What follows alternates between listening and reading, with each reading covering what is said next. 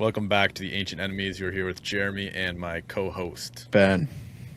And we have a question for you right away before we hop into the question from last week. And that question is, if you can make up 100% of your MesBG play experience, how much of it is competitive? How much of it is casual? How much of it is hobby, and how much of it is other?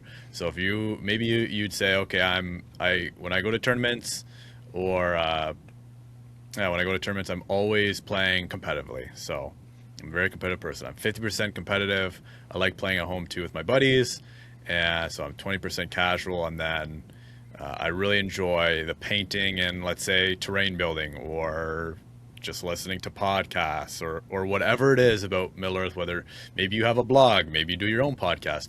What percentage of the other stuff is part of your Middle Earth experience? So we want to know from you guys. I haven't given it too much thought, to be honest, but we're curious to know what you guys think. We had a guest that was planned to come on, but issues arose and they weren't able to come on. But we're going to ask them that question. But yeah, now we're posing it to you guys. So that's the first thing. We'll remind you guys at the end. But yeah, we're going to hop into the next question, and subscribe and like if you guys appreciate this content. We're thankful for you guys liking and subscribing as it is. Bless and up. Yeah, it lets us know that you guys care. So we're appreciative of that, and we don't want to talk about liking and subscribing too much. So yeah, hopping right into the next question. Hopping into the question that we talked about from previous week. So I think we got 6 responses in total. There's a lot, so there's going to be a lot to digest here. The first answer to the question we got was from Barbazor, Andrew Barbazin from Council of the North. Go check them out on YouTube and Spotify. Another OSBGL podcast. OSBGL guys podcast, not specifically OSBGL. Go check them out. He said, I think MesBG is up there for competitive gaming systems.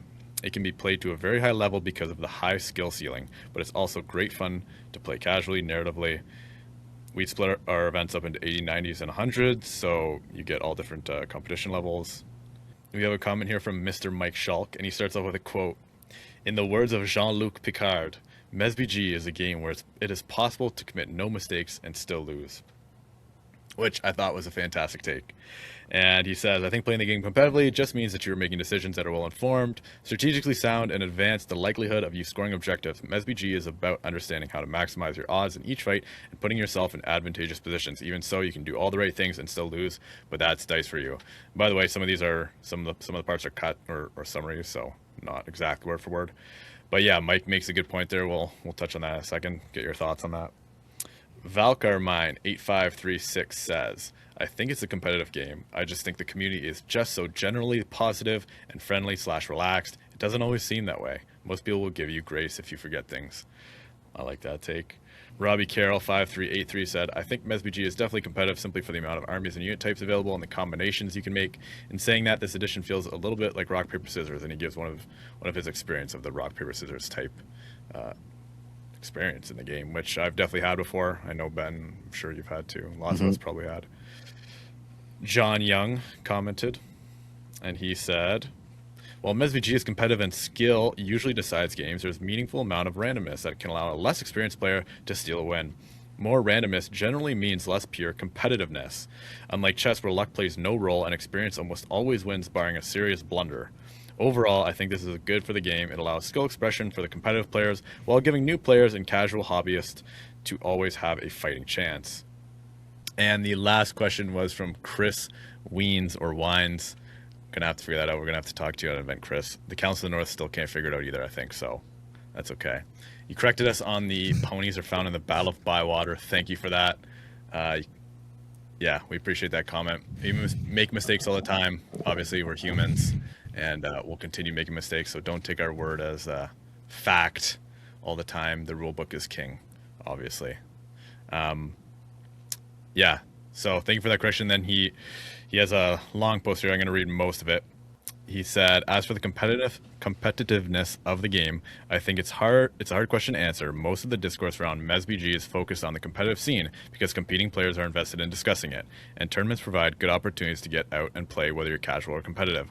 Content creators like Entmoot Conquest Creations and the Green Dragon podcast do a good job of highlighting the narrative scenarios too, but there's definitely still a competitive angle to their productions." And then he says, "I would be interested to know how that shakes out in MSVG. How many players engage in primarily competitive play, a mix of competitive and casual / narrative, and primarily solely casual / narrative?" So that's essentially where our question's going. And at the end, he says, "Whatever the case, I do think it's a bit of a shame that competitiveness can be seen as such a virtue to the point that uncompetitive or less than optimized profiles are seen as unfun to play. It's okay to like competing and winning if that's what makes the game fun, but I also think it's worth dipping a toe into less competitive tournament lists or narrative scenarios for a different perspective." So Chris had a lot of good points in here, a lot of interesting points. Again, this is where our question's headed. I think,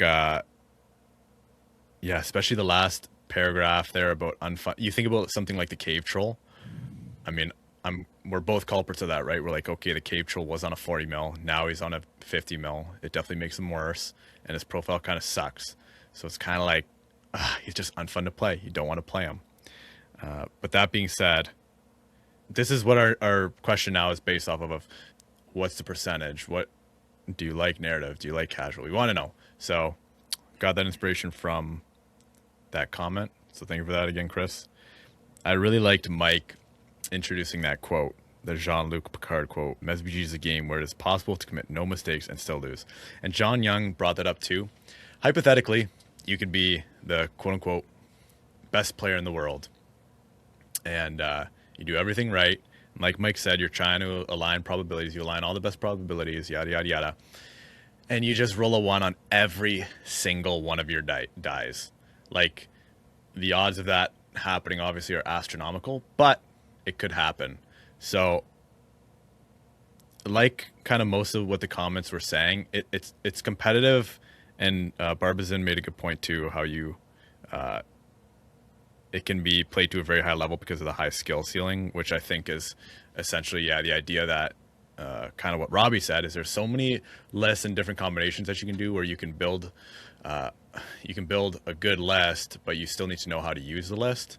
Like, how many times have we seen, maybe a suboptimal list beat a more optimal one just because it's a better player using it. So you can use to your advantage what the list can do, and if you know how to use it and put the models where they need to be put, then you're at a higher odds of winning, which at the end of the day, it is a dice game, which they touched on, right? So you can just roll ones, but that's why we've talked about, right, how we like the game 700 points or more. Now, I don't want to ruffle any feathers there, but just the way that odds work, they need to be played out over time. When you have a higher fight model and let's say it's an elf versus a goblin, if you just roll that dice one time, okay, there's a good chance that the Mori Goblin might just win at that one fight. But when you play those odds out 1,000 times, it should work out where the elf wins more often than not than the goblin. All this is to say, I would say it is competitive, and I would say the dice are a really good take. But I also think, going back to the original question with Preston and Preston's answer, I also honestly, to an extent, agree with him because, and I think he made a really good point. Like, when you're going to a hobby tournament, you should be able to bring what you want. And I agree with that. Like, I think he kind of switched my mind on that. If you want to play, you name it, dragons, you should be able to bring dragons. Why should you kind of be shamed for bringing dragons? Like, that doesn't make sense. Yeah.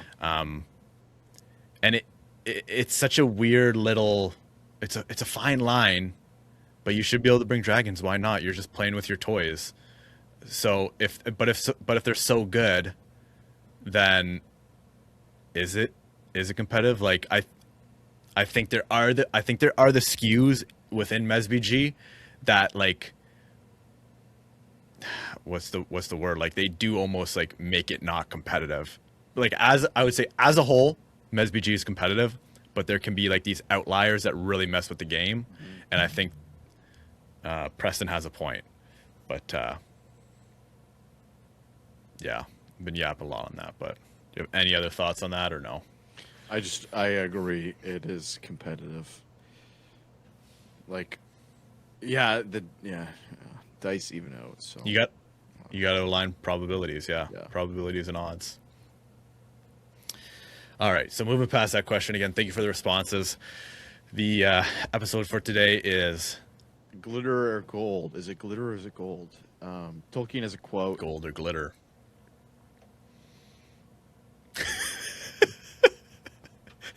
Tolkien has a quote that says, "All that is gold does not glitter. Not all those who wander are lost. The old that is strong does not wither. Deep roots are not reached by the frost." That's the first half. I'm not going to read the second half. You guys Yeah, get but the second point. half's the cool part. I'll read the second half. From the ashes a fire shall be woken, a light from the shadow shall spring. Renewed shall the blade be the blade. Renewed shall be blade that was broken. What did The that crownless again shall be king. That is from chapter 10 of the Fellowship of the Ring, talking about Aragorn. I also learned that it technically, well, I guess it's not an original, it's not a Tolkien quote. It's from Shakespeare, I believe, just kind of rearranged. But anyways, on to the topic of the episode. So we're going to be following the glitter or gold or glitter, whatever tickles your fancy format. And we're going to be looking at individual profiles that are widely talked about as being good. We're going to dive deep into individual profiles. Gold, you might say. No, good. Because we're going to see if they're gold or glitter. And if you let me Yeah, explain, well. then I would have got to it. So we're going to be looking at whether they're gold or glitter, meaning are they just gold? Or sorry, are they just glitter and shiny on the outside, but really it's nothing? It's just shiny? Or is it gold where Yeah. at deep in the roots of the profile, it's actually a good profile and a good, Precious. yes, Holds value. Gollum over here. Okay, so the first Oh, my word.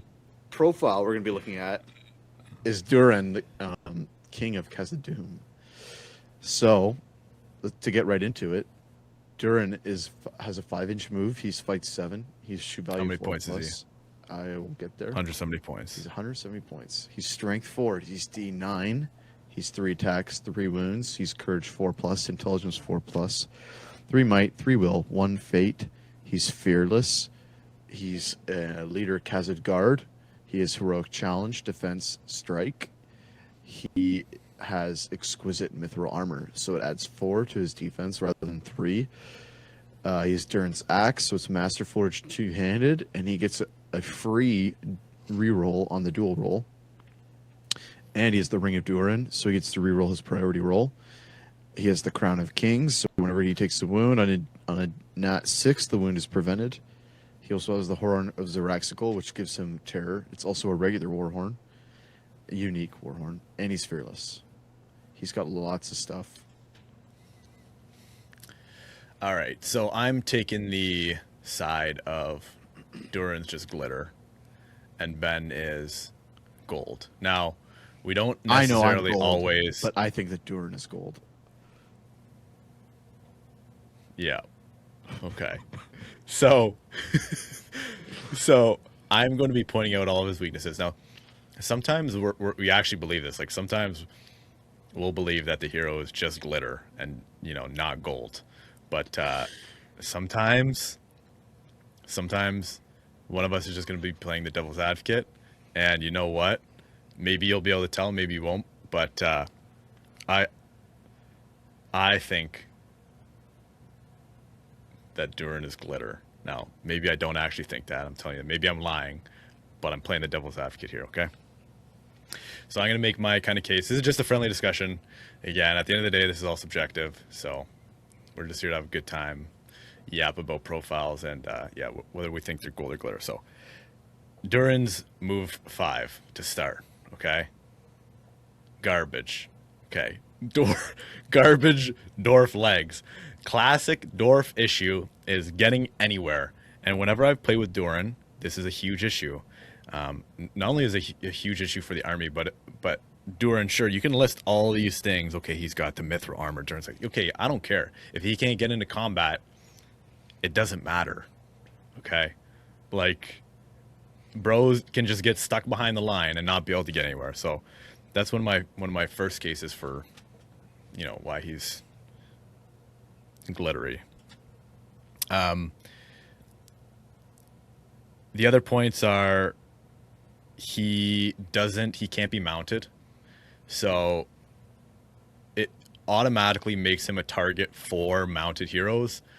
And obviously we see tons of mounted heroes still in the game, whether it's your Aragorns, your Boromirs. A lot of these guys have +1 to wounds. And Durin, no matter what, he can never take them out. So it's people know when they're playing Khazad-dûm that Durin is an option to be poked at. And okay, sure, he's D9, and this is kind of lumping a bunch of points together.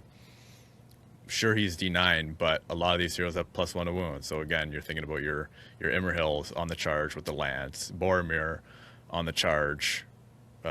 You have Aragorn with 4 ups to wound. You have elf lords who can 2-hand, and he is D9 looks great on paper, but when you're playing a lot of these armies that have +1 to wound, and he can be again bodied by a horse, you're now getting 8 strikes, needing probably. I mean, to be fair, you're probably needing 5x3s, but 5x3s isn't terribly unlikely to wound a hero like Durin. So those are kind of my main cases why I think he's more glittery than gold. And the last thing is, he's not super killy because he can only roll 3 dice max usually, so he can't one-shot things. And that sucks when you can't, charge somebody, insta-kill them, wipe them off the table. You can't do that with Durin.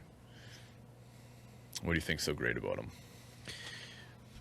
I'm just gonna speak to that last point because the dwarves aren't big, flashy, insta-killy armies. They're not. They're meant to stick around and be hardy and hold the line and be fighting their way and chopping their way through the opposing force. So Durin isn't like your Boromir or Aragorn, but he's not meant to be. He's not built to be like a Aragorn or Boromir. So to make my points, he's fight 7. That is great for Durin. So he's the same fight value as your Aragorn. Okay, so Aragorn is going to have to strike if he's going to want to guarantee that win. He does have Aragorn typically has the Elven Blade, so he's more likely to win it, but he's not always guaranteed. So fight 7 is a great bonus for him. D9, yeah, okay. Dice are dice, so you're not 5x3s aren't. But that's so. Okay, here's the point. What heroes are mounted +1 wound? I guess if you have a lance, so Boromir and Imrahil. Who else? Well, I mean, Aragorn would Yeah, okay, Aragorn, Elisar, sure. But I don't know. I just a good Durin player isn't going to have the Durin out in the front to be charged by an Aragorn. I know you can't always prevent it, but you're not going to let it happen. You're not going to be charging your Durin in because of that reason that he's not squishy, but he's not entirely that hard to kill because of his one fate. He's still 3 attacks, so yeah, like I said, he's not that big flashy 4-8 strikes on a hero, flash kill your whatever. That's not his job. Because his job is to lead the Khazad Guard, which is his special role. So I'm going to kind of talk about the Khazad Guard a little bit because they relate to him. So Khazad Guard are also just great troops that are going to be hardy and stick around and last to the end of the game. And they're really good at doing that. This is the dwarves' job. They're not that flashy army insta kill. That's my main point. They're meant to stick around. So once they're slow moving, but once they get to the spot they need to be, maybe a turn later than the other armies would, they're gonna stick around. And then Durin's axe, his Master Forge two-handed weapons, so he's strength 4 plus 1, and so he's killing at least 1 to 2 models a turn, pretty consistently, and he gets the additional reroll on the d6. So if he is fighting an Aragorn, let's say they both struck to 10. Aragorn is rolling 4 dice. He's not guaranteed to get a 6. Neither is Durin, but Durin has the free reroll. Plus, he could have a banner nearby. Plus, Aragorn would be rolling more dice, so Durin gets the reroll, and he gets to reroll. He gets to roll 6 dice on the dual roll. That is very. You're more likely to get a 6 on 6 dice than 3. So, I'd take that. I take that as a win for Durin. The Ring of Durin also is a great rule. It could prevent that counter. It could prevent that charge from an Aragorn into your Durin by re-rolling your dual roll. Then maybe pulling a free might out of Aragorn or pulling a might off another hero to have to roll a win. You're not guaranteed to get the priority, but you're gonna use it on a turn where you're I don't know what I'm trying to say there. You're not gonna use it. Let's say Jerry, you rolled a 6 and I rolled a 1. You're not gonna use it on that. I'm not going to use it on that. I'm going to use it if you maybe rolled like a 2 and I rolled like a 1, you know? And Crown of Kings is also just that extra little safety barrier. He gets the nat 6 preventing, like, nat 6 saves. So he's still D9. So Aragorn 5 wounds me on 4s. You know, he gets, let's say, 3 wounds. I could maybe prevent 1 of those, maybe 2 if I'm lucky. Yeah, I mean, and Terror just stacking up the bonuses. So I don't know. That's kind of my counter argument. Okay, well, let's just have a discussion about it now then, and then we'll let you, the viewer, vote. We'll tell you to vote in a second. Yeah, so yeah, you brought up some good points. I was thinking too. Something I didn't bring up was his fate. It's not terribly hard to chip a wound off Durin. Mm-hmm. Like I get he has that 6-up save, but it's not terribly hard to wound him. Yeah, I know. And that's why I think like he has like, again, he's literally like glittering. He's got the mithril, he's got the crown. He's literally about as glittery as it gets. But a chunk of those are kind of mid. Like again, the Ring of Durin, like you said, it's not really. It could come up, it could not. Okay, it's flashy. Not amazing, not super reliable. I mean, Terror again, it's not bad. Okay, whatever, kind of mid. And then what's the one I'm looking for? Oh yeah, the Crown of Kings. So that 6-up save. Okay, sure, you save it. Maybe you save it, but it's not an extra fate. So again, you have a charging Boromir, you put 2 wounds on him. Okay, you have a wounded leader for VPs now. Yeah, well, like I said, I'm not going to let Boromir charge me. I'm just not going to let him. Well, I'm going to make sure that he does charge you. Okay, then you can waste 3 turns running around my whole line to get around to the other side where Durin is, because he's on the opposite side of Boromir. Durin can't outrun me. I know he can't. He can slow you down. That's his job, and he does it well. Yeah. See, I'd be afraid to like step into a.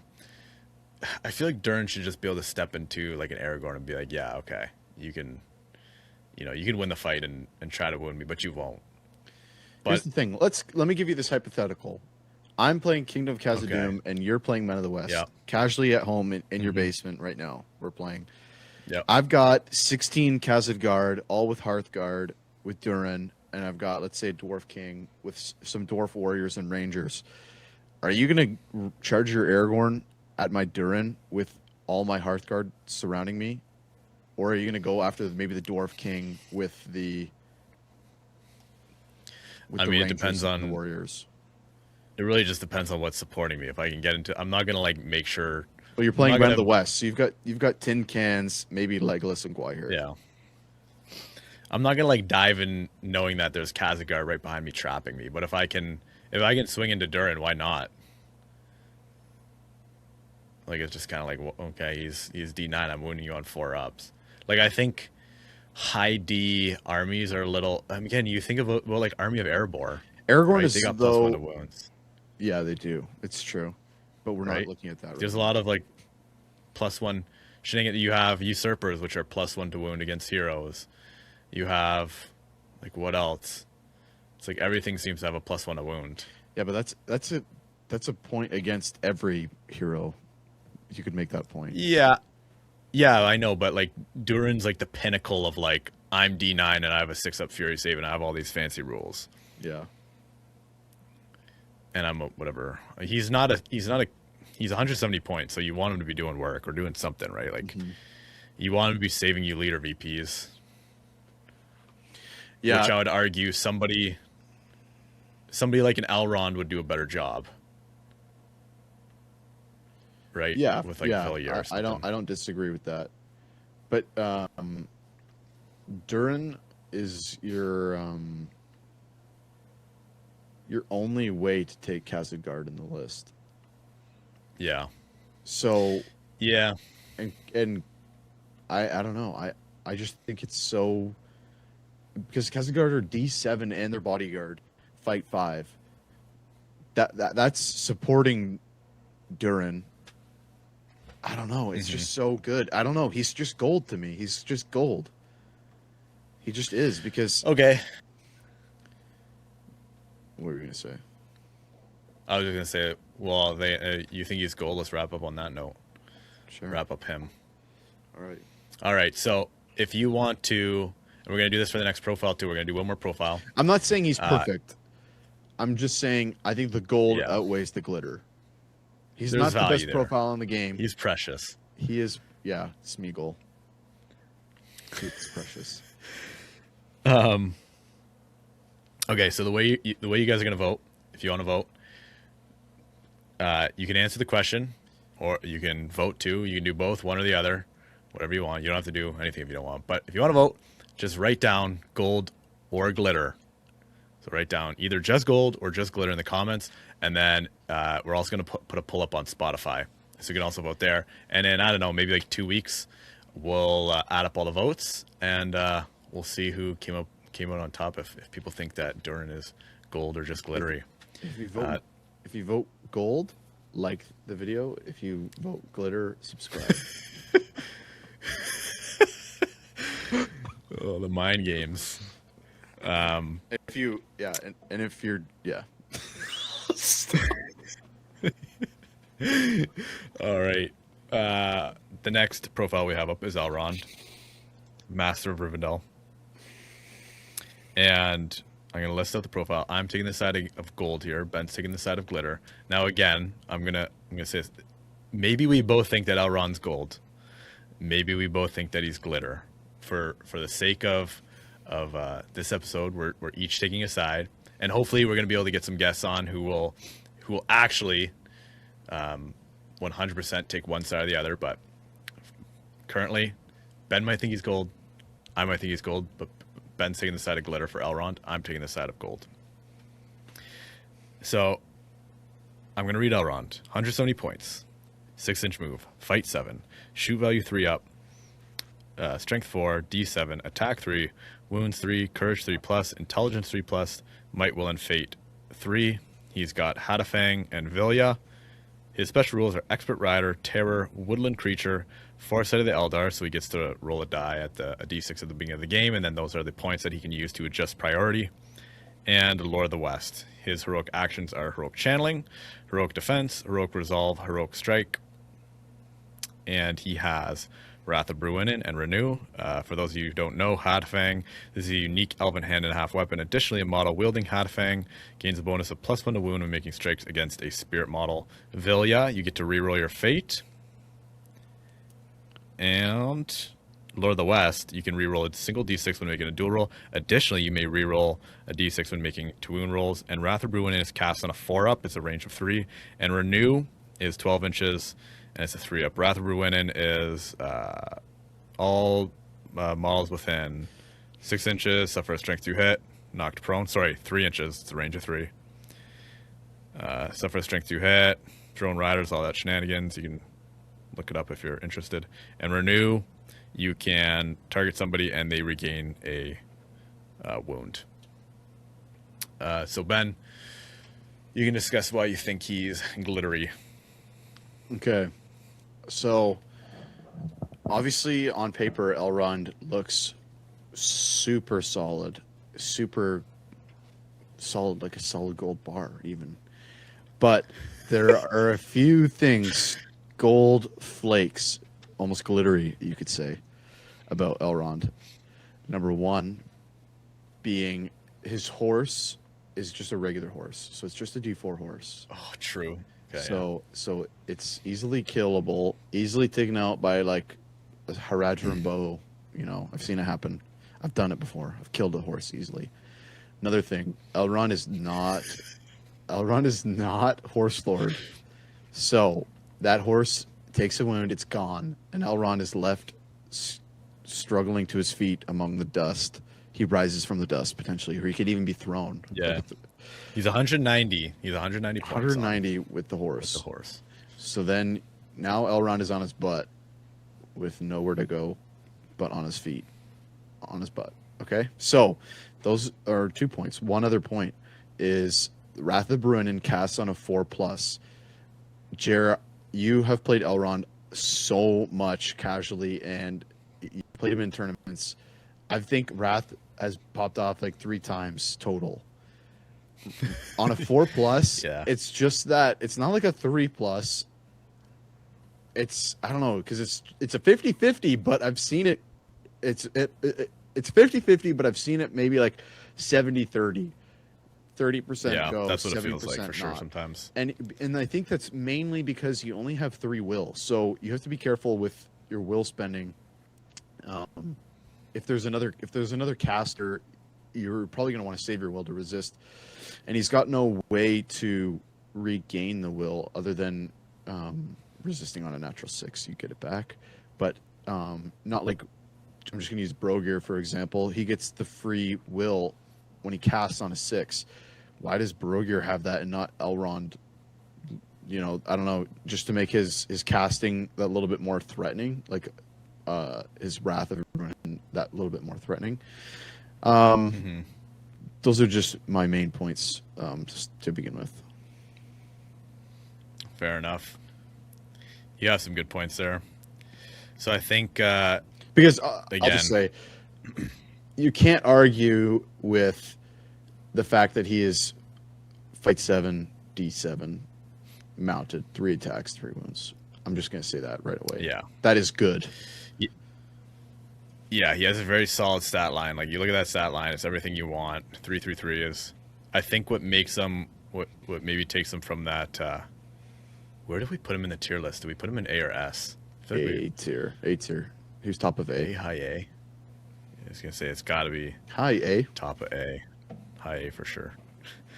Yeah, he has. So I think, and what puts him in that A category, what makes him gold, is the ring. It's not Hadafang, because Hadafang is kind of okay. It's a nice little bonus, but you're not always running into spirit models. It's nice against something like the Balrog. Lets him 2-hand. Lets him 2-hand, sure, but like all elves can 2-hand. You have Vilya. You have Foresight of the Eldar, Lord of the West, and the spell. So Vilya to start with, the amount of times as a leader. So Elrond is often your leader. Very survivable leader. When you're able to reroll that fate, you're not necessarily afraid to chuck Elrond in, take a wound, roll your fate 1. Oh, roll it again. Sorry. Guess what? I get to reroll that. Oh, 4. Beautiful. 1 fate gone, not 2. So very survivable. Awesome for Elrond. Foresight of the Eldar, I think, is also overlooked. We talked about this in the tier list, but if you roll a 6 on that Foresight of the Eldar, you've almost got, like, at a bare minimum, a guaranteed 3 priorities. Like, mean, the math, trying to figure out that math would be crazy. But the amount of times, like when you have 6, you have so much play with the ability to spend those points on your rolls. If the other person rolls a 3 and you roll a 1, okay, you spend 3, or maybe you just need to tie because you lost priority the last round. You do the math. It is so good to have 6 points. And guess what? If you're rolling close on priority, you're just tying on 4s all the time. You just need to spend 1. That could be like 6 guaranteed priorities, like having a move off essentially, or a pre-move, forcing them to call the move and spend their might, right? So it's like a forced might spend on their end. So Elrond gets so much of his value back, and him being gold because of those foresight points, because Rivendell is often might strained. The other thing is, if you roll a 1 on that foresight, well, guess what? It's still an extra might pull from them. Yeah. Like at a bare minimum, you're pulling might. 1 might. To counter that, I was just going to say, if you do roll that 1, and you just made the point that Rivendell's often might stringent, then you're a little hamstrung, because let's say you're taking the way that you like, which is Glorfindel and Elrond. You're 6 might, and let's say you roll a 1 on your foresight, then you're spending a might to maybe move off, or to to move off would be the main thing. So it's that then now you're spending your might on your big heroes and your general, who need to be using their might to maybe win fights, or to call strikes, or to now they have to call moves. So you're going to be spending your precious might, only 6 points, versus you run into these lists like usurpers, which, let's say you just take all chieftains. I don't even know how much might you get there. At least 6 or 7.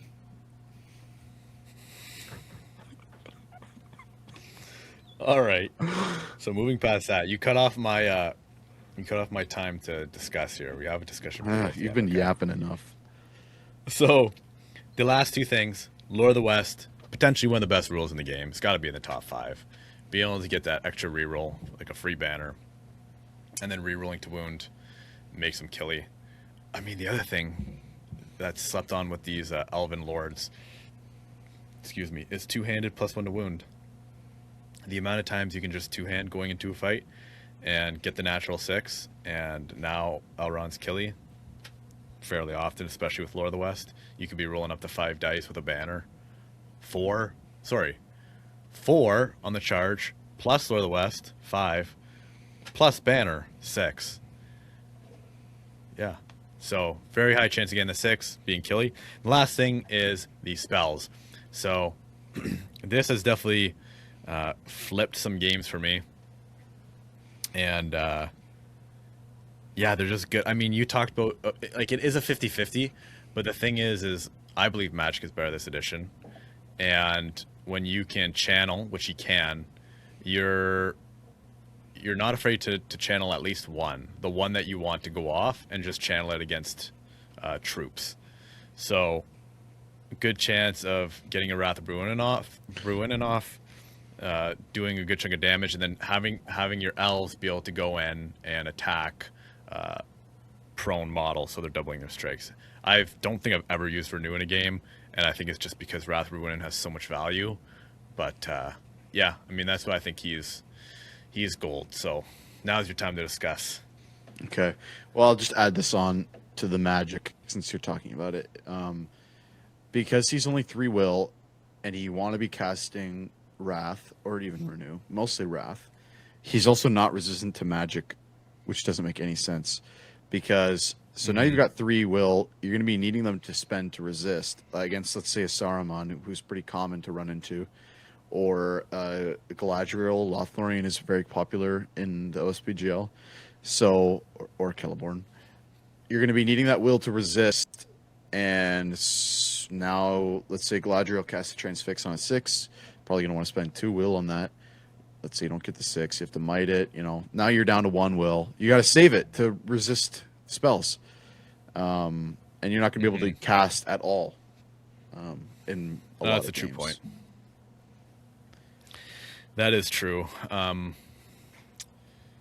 mean, the other thing I noted too was heroic defense. So he is survivable in that sense, where if he is getting pinned down or transfixed or whatever, he can still defense for a couple turns. So he's so hard to kill, this guy. I think people definitely underestimate sometimes how easy it is to kill Elrond. It's not easy. So I think he's precious. I think he's gold. Yeah, we'll let you guys decide. Again, comment. Well, actually, now we have two. I guess so. You're gonna have to put the name, or else we're not gonna. We're not gonna know. Comment the name. So comment Durin and then dash or whatever. Comment Yeah.